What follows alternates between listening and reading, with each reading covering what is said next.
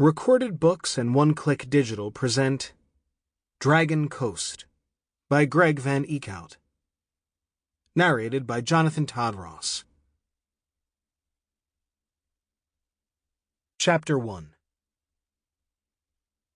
Sam lived in a world of bones.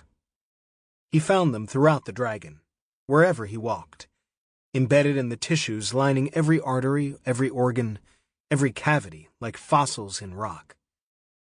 The bones came from griffin and basilisk, and Garuda-raptor, and lesser dragons, from creatures of earth and fire and flight. The Pacific firedrake was a patchwork creature, constructed of bits and odds and ends from hundreds of other creatures, and Sam figured all the bones he found were leftover parts. He couldn't be sure.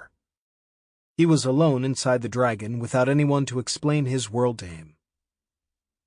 He spent most of his time in a cockpit built from various arm and leg bones and ribs. The cobblestone floor was mostly armored scales and spinal plates. The pilot's seat was a weave of smaller bones, and it had taken Sam a while before he figured out how to sit in it without jabbing himself in the ass. And then there were the finicky controls. The pilot's yoke, the wing levers, the fire valve. These were made up of thousands of tiny bones, knitted together and threaded into each other like an intricate dry stone wall. Most of the controls didn't do anything. Maybe the problem was that Sam had basically no idea how airplanes worked. But he suspected there might be more to it. His relationship with the dragon had changed and gotten weirder over time. Last year, the dragon was a monster that existed outside of him, a creature he was trying to sabotage, because some awful people were going to use it as a weapon of mass destruction. So he'd leaped into the dragon's gestation tank to prevent that from happening, and ended up losing his body and having his consciousness and magical essence absorbed into the dragon. He'd been destroyed. He'd dissolved away, flesh and blood and sinew and bone, like a seltzer tablet in water. But he wasn't dead. He was in the dragon now. He understood that he wasn't literally in the dragon. He wasn't literally kicking around inside a 100-foot-long living bomber. He was no longer a physical being.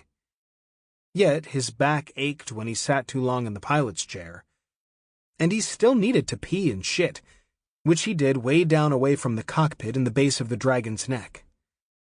He still needed to sleep, which he did in a hammock made from stringy bits of flesh he'd torn off from the inside of the dragon's cheek. And he needed to eat.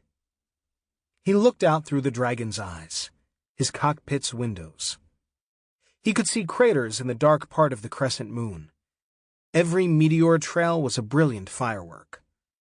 The stars would have been bright enough to read by if he had anything to read. And below, the ocean churned, and Sam saw whales.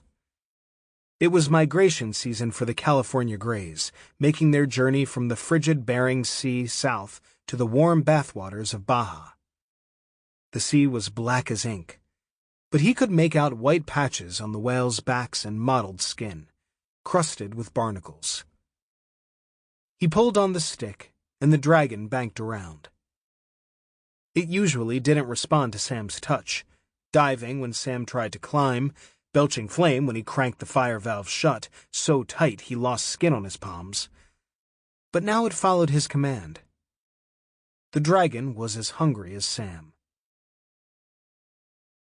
He flew in a broad circle, defining his kill zone.